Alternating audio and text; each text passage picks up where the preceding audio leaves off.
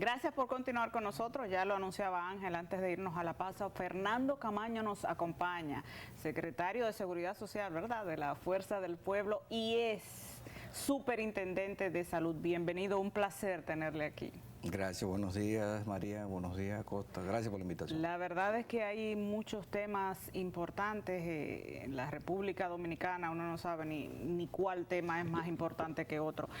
Precisamente este tema de la vacuna, señor Fernando, hemos visto que hay muchas vacunas en la República Dominicana, pero los dominicanos han perdido quizás como el interés. Deben faltar quizás 2 millones de dominicanos por ponerse la primera y la segunda dosis, y ya estamos insistiendo en la tercera. Mira, faltan más de 4 millones de dominicanos. Un exceso de abastecimiento, hubo donación y hubo compras de diferentes marcas.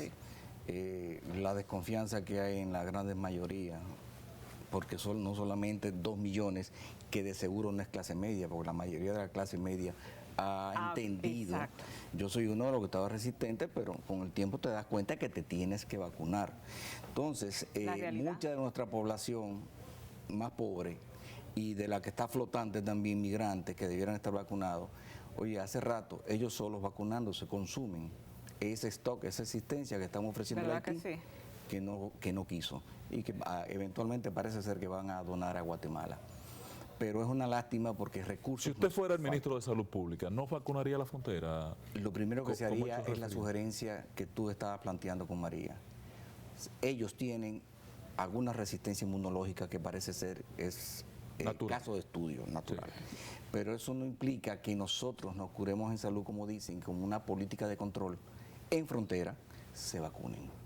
Sí, porque a ellos les puede dar y poder contagiarnos. Y ser portadores. Por supuesto, e inclusive... Que tiene que haberle dado a todos. Inclusive, sí, inclusive pueden tener la creación de variantes extrañas, porque ha sucedido en varios conglomerados poblacionales, en Sudáfrica, en Europa. O sea, que no tiene que ver con raza, tiene que ver con genética. Exacto. No sabemos lo que puede pasar, pero hay que usarlas. No puede ser que con las precariedades que tenemos presupuestales, de las cuales vamos a hablar ahorita, y prestado, y tomando prestado, una propensión al endeudamiento externo que ha demostrado el nuevo gobierno, es difícil, ¿verdad? Como que pensar que esa inversión se pierda. Eso entendemos. Fernando, antes de que entremos propiamente al debate de la situación de salud, la Ley de Seguridad Social está hoy sometida a un proceso de modificación con una comisión bicameral que avanza poco, a suero lento. Y en el caso de las ARS, que usted tiene expertise en la materia, hoy estamos convocados a una huelga de médicos. Otra vez. Hoy y mañana. Otra vez. Otra. No es posible eliminar las ARS del sistema, porque ¿qué aportan las ARS? No aportan ningún valor, no agregan valor. Tanto las ARS como las AFP podrían ser prescindibles, o sea, podríamos. Pero nos dimos, y en este gobierno, de los que ahora mismo tienen mucho que decir en el gobierno, son responsables de la promulgación en el 2001. Recordemos que esta ley es una ley del Partido Revolucionario Dominicano del 2001, a la cual mi partido en gran mayoría no se oponía, no simpatizaba. Y tuvimos la obligación, desde el PLD, por la continuidad del Estado, que sí creemos, cuando regresó el doctor Fernández al poder, en el 2007, nos vimos la necesidad de implementar el 8701 en el régimen contributivo en salud, que fue lo que le dio vigencia a las ARS que ya estaban formadas y estaban operadas. Hacía mucho tiempo. Estaban operando, exacto. Entonces, inclusive demasiadas, diría yo. Sin haber visto el Estado la eficacia y la eficiencia de una ARS como SENASA. Entonces se aplicó una tabla rasa, se le dieron las mismas condiciones a todos. Nosotros hubiéramos preferido empezar con un SENASA y luego ver si el Estado, porque el Estado debe dejar el espacio cuando no puede. Para que incursione el sector privado. El sector privado, no al revés. Entonces, en el caso de las AFP, la situación actual está llevando al gobierno a lo que yo llamo un lío y no de ropa. ¿Por qué? no se puede hablar tanto como ustedes decían. En una situación como esta, el presidente de la República ha pedido que el 30% que se está reclamando vaya al Consejo Económico Social a discusión. Exacto, pero el presidente y había Alfredo, dicho que no estaba de acuerdo anteriormente. Sí, voy a decir por qué. Y Alfredo Pacheco, por su parte, dice que debemos tener aportes estatales, impuestos, para llevar a la tasa de reemplazo del salario al momento de pensión a un 65 o un 75%. Correcto. Lo cual todos queremos. Claro. Ahora bien. Porque ahora como mismo es de mínimo, cuánto. mínimo. Ahora mismo es de cuánto. Ahora mismo es un 20, De lo que te alcance, de lo que tú hayas acumulado. Porque hay un proceso actuarial que se va cumpliendo en cada uno de manera individual, en lo que llamaron los creadores del sistema previsional que invitamos de Chile, la libretica de ahorro, de la cual criticaba una de nuestras abogadas muy prestigiosas en estos días, haciendo alusión a la tal libretica. Si esa libretica fuese tan fácil de utilizar, si yo tuviera la independencia, si yo tuviera la flexibilidad para usarlo, todo el mundo lo tendría. Claro. Pero recordemos que la 37005, que fue una de las primeras que modificó la 8701, creó un régimen especial para los congresistas. Claro. ¿Lo recuerdas? Sí. Entonces, hay demasiados sectores que están descalificados en querer una cosa a la otra. Exacto. En 20 años de ejecución. Primero porque fueron los que lo crearon. Y segundo, porque ahora mismo le sirve de excusa para muchas cosas que no se están haciendo. Y es cierto. Está ahora mismo en un proceso de discusión y revisión, porque por ley se demanda que desde septiembre 20, del 2020, se iniciara el proceso de revisión y cambio. Sin embargo, recordemos que algunas leyes ya modificaron... Del 2001 al 2011, a los 10 años. A los 20 años. A los 10 años. A los 10 años había que modificarla. Había que revisarla. Sí, exacto, al 2011. pero por ley, desde el septiembre 2020 a la fecha, tendría que estar ya el proceso prácticamente concluido. Listo. Hay una comisión ya. bicameral, el Congreso lo dirige uno de nuestros miembros prominentes, y tenemos la convicción de que el proceso va lento. No es que no va a avanzar. Hay los intereses Mucho económicos, porque aquí hay una debilidad de la clase política. La clase política se ha puesto al servicio de los intereses económicos, penosamente. Y esa ley no va a progresar bajo esa característica. Estoy totalmente de acuerdo. ¿Usted cree? Pero hay decisiones que sí se pueden tomar sin la ley. Por ejemplo, La Constitución en sus artículos 60 y 61 y la Ley 8701 en su artículo 106 ponen al Consejo Nacional de la Seguridad Social a garantizar por el Estado todo aquello que distorsione o afecte a los afiliados. Hay decisiones como el del 30%, claro, que está En manos del Estado. exacto, que está el presidente pidiendo que se discuta en el Consejo Económico y Social, donde el Consejo Nacional de la Seguridad Social debiera estar ahí, porque tiene la obligación de revisar la situación. Ahora, yo advierto lo siguiente. Pero ustedes van a caer, de verdad que ustedes van a caer en eso. El presidente le está tirando a ustedes todos los muertos en ese diálogo. Nosotros y ustedes, no, el Consejo Económico y en Social. el diálogo no, ustedes- en el corralito, es un corral. Ustedes están ahí también. Nosotros hablamos por el partido Fuerza del Pueblo. Ustedes están ahí. Miren lo siguiente, el presidente dijo que no se podía, no simpatizaba, pero es porque la disponibilidad de los recursos, que estamos hablando Exacto. de 210.000 millones de pesos, claro, esto es en oleada y es un asunto de justicia social, porque la verdad que todos los argumentos a costa que se están esgrimiendo en contra de lo que a mí me toca y lo que tú te llevas como AFP es una injusticia. Sí, pero... Le voy a dar un Ya. dato. Aquí tenemos AFP que tienen lo que llaman el retorno al capital en 42%, en 36%, en los últimos 6 meses a costa. En los últimos 6 meses, en pandemia, en un problema recesivo, en una cotización, una densidad de cotización baja. 1.800.000 personas están cotizando con CCI, pero tú sabes cuánto han cotizado a CCI, que tienen CCI abierta, CCI cuenta de capitalización individual, 4.200.000. 4.200.000. Entonces, ni dicen si se le puede, lo han calculado porque no se han metido en esto, si el 30% podría devolvérsele a aquellos que están en desempleo. Exacto. Una canasta familiar que este gobierno en el Banco Central ya cotizó en 38.000 pesos mensuales, cuando la media del salario cotizable es 26.000. Solamente el 71% de la canasta familiar, el salario promedio, ahora, lo está Fernando, cubriendo. O sea, las justificaciones que hay para que se lo exijan son muchas. Fernando, pero usted hace alusión, referencia a la justicia. En ese marco de justicia, ¿usted cree correcto que sea el trabajador que financie la crisis económica? Mire, porque si usted le entrega a ese trabajador, como me dijo un amigo ayer que me llamó, mira, yo tengo 2.200.000 pesos en mis ahorros en esa cuenta, a mí me caería muy bien 700.000 pesos, yo necesito ahora. Ajá, y después.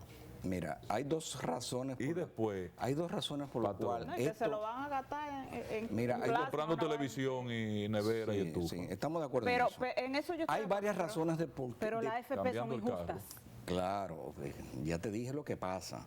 O sea, lo que a mí me toca, lo que se dice que es el 11% el retorno de mi cuenta, que no es cierto, es 7.5 como mucho, nominal, no real.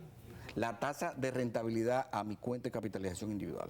Mientras te dije que tienen un retorno al capital, muchas de esas ARS de AFP, del 42 y del 36%, publicado por la Superintendencia de Pensiones. Pero bien, es cierto, si tú le suple o el 30 o el 10 y 10 como hizo Chile, seguro que va a ir al consumo. Acabo de decir, no suple el salario medio, no el mínimo, no suple el 71% de la canasta básica familiar.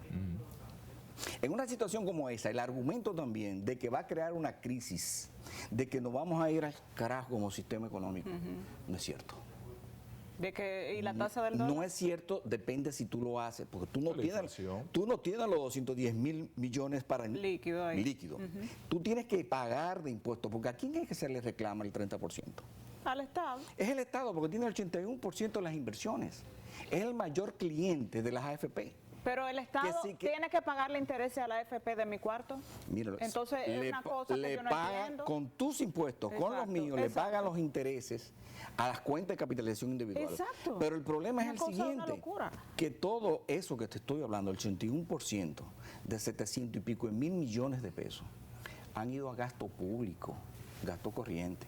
Le voy a recordar que en el gobierno pasado hubo una triangulación, una operación que nosotros denunciamos de 70.000 millones de pesos que se decía que era para infraestructura, pero 3 meses antes de las elecciones. Este gobierno no ha mandado a investigar eso.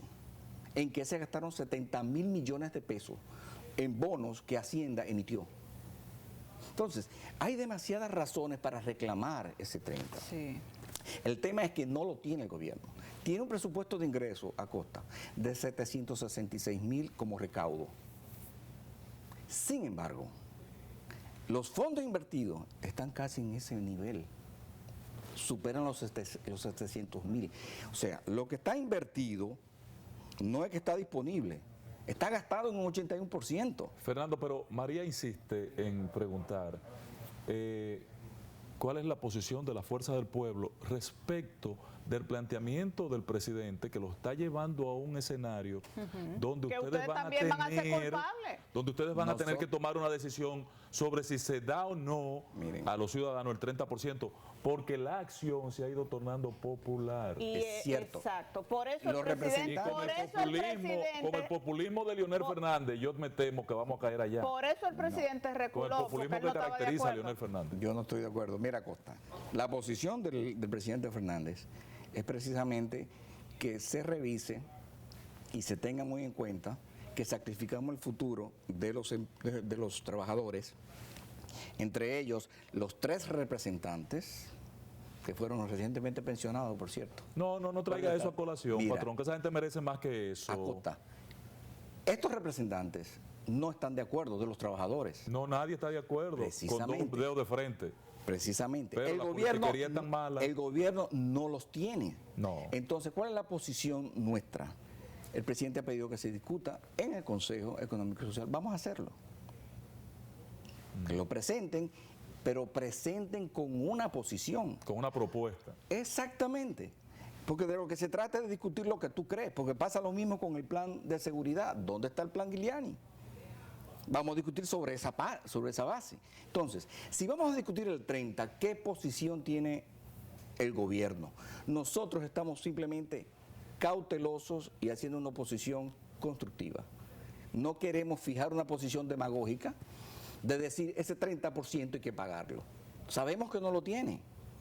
Y tiene la propensión al endeudamiento mayor que ningún gobierno pasado, en tan solo un año. Cuando no podemos ser irresponsables. Cuando los que digan que no en el Consejo Económico y Social, entonces el gobierno va a decir, pero es que ellos no quieren. Exacto. Es que no se ha llegado a un acuerdo. Lo mismo con el tema de la reforma fiscal. Al final ustedes van a salir todo embarrados de ese diálogo. No necesariamente. Ya te dije que tanto la Constitución como la ley le exige al gobierno.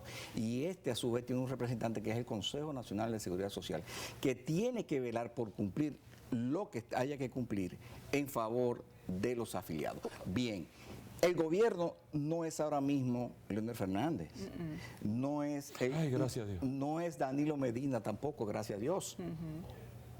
Es Abinader el que le tocó. Sí. Él debe asumir la responsabilidad y dar la respuesta.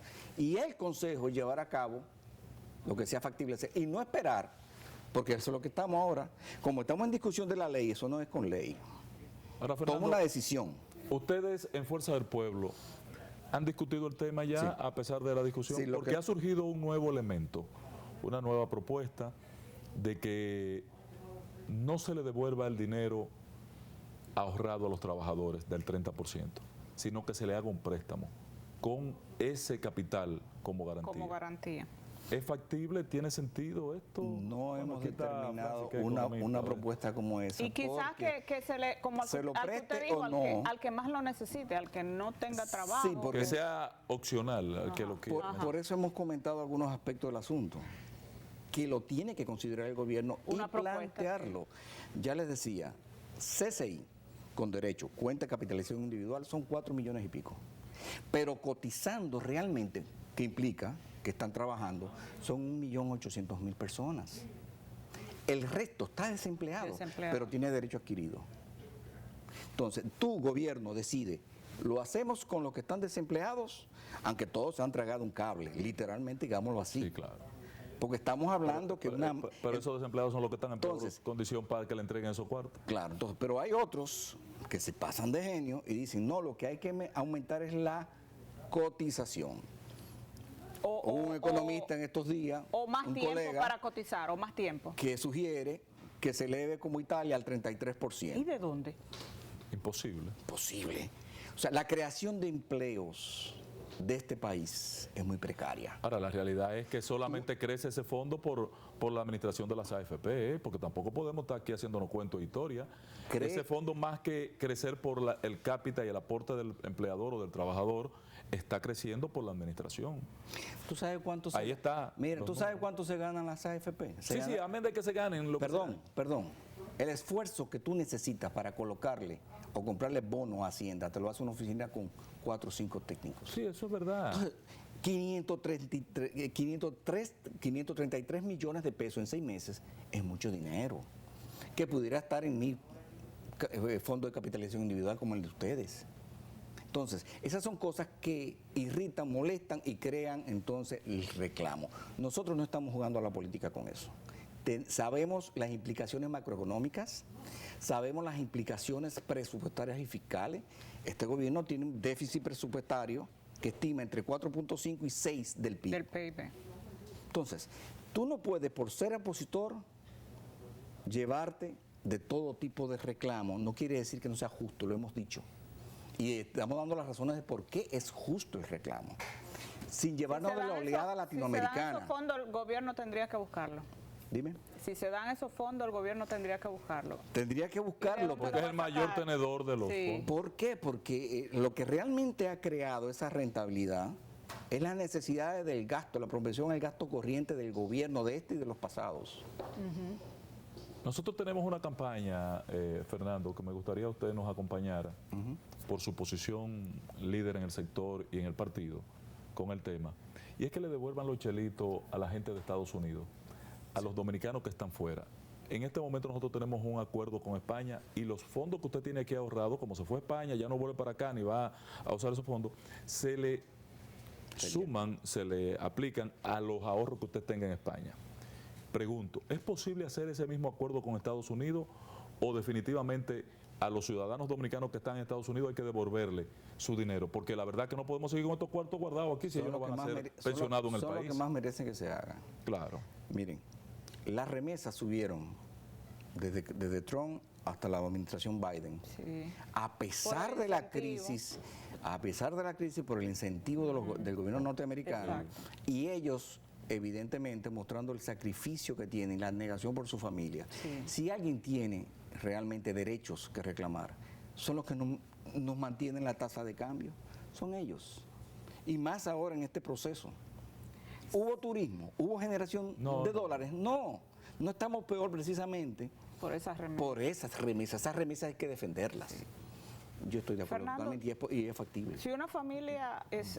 No son mucha gente tampoco. Si mis hijos, si yo fallezco y no está mi esposo y mis hijos son mayores de edad, ¿a dónde van mis recursos? Hay un reclamo sucesoral. Sí, hay un reclamo ya. Y O hoy sea, con los facilidades. hijos mayores de edad pueden miren, accesar a esos Yo le voy a recursos. decir una cosa. Y libre ya de impuestos y de tramitaciones burocráticas. Pero que le hacen la vida imposible también. Se la hacían ya. La ha ley mejorado eso. 8701 está pletórica, llena de beneficios que otras leyes no tienen. Pero la gente tampoco la conoce. Exactamente. La DIDA ha hecho un gran trabajo desde antes y ahora. Pero no hay para el nivel de publicidad. concientización, de educación a la población, Exacto. en otros aspectos y en ese, son muy carentes. Sí, la cantidad de gente que no sabe No tiene idea. que Los tiene unos derechos que chelitos, tiene, no, sí. que tiene los chelitos guardados ahí. La cantidad de gente que no lo sabe es una cosa increíble. Es muy grande. Entonces, ese 8701, reitero, que amerita una modificación profunda, tiene que agregársele el carácter de urgencia que no se le está dando. Entonces, el estado de excepción, la pandemia, también ha servido de excusa para muchas cosas. No solamente para dilatar la modificación de esto. Por intereses es una razón, pero políticas por otra razón y circunstanciales la tercera. En ese mismo sentido, ¿usted cree que fue justo que, por ejemplo, el Consejo de Seguridad Social, toda la responsabilidad recae sobre el Estado, porque el Estado es el que tiene que resolver al final, pero las votaciones y el poder de veto está en manos de los empresarios Imposible. y en manos Eso no puede también de los seguir. sindicalistas? Entonces, carajo. Solo debe tenerlo el Estado dominicano. Acabas de dar en lo que es La diana. el pecado original de esta ley. Sí. El Consejo, como decía, representa al Estado. Pero en ese Consejo no hay un control del Estado porque hay derecho a veto. Exacto. Entonces, si no se ponen de acuerdo, Si los y empresarios muchas le da la veces no le da la entre gana. sindicatos, entre gremios de empleadores y gremios de trabajadores, se ponen de acuerdo en ocasiones. Sí. Pero Muchas veces. pero si el Estado no está de acuerdo con ese acuerdo, valga la redundancia, debe imponerse porque representa a las mayorías. Claro. Y la Constitución y esta ley dicen que él es el garante. El único que tiene que tener derecho a veto es el Estado. El Estado dominicano. Entonces, esa es una de las modificaciones fundamentales que nosotros Totalmente de pedimos acuerdo. desde cuando comenzamos a discutir Así es. esta ley. No puede ser, porque es que se ve a diario una resolución Por del eso se Consejo. imponen los intereses. Una resolución del Consejo tarda a veces meses y hasta años. No, hombre, no. Por el bloqueo y el derecho a veto que cualquiera de las partes presenta. Gracias, Fernando. Bueno, María, la verdad que uno aprende. Sí. Camaño es un hombre con una capacidad de expresar que uno tiene que estar en atención. Gracias y este espacio Gracias a ustedes. le reiteramos es suyo. Gracias a ustedes. Gracias a ustedes, María. Nos vemos mañana. Si Dios quiere.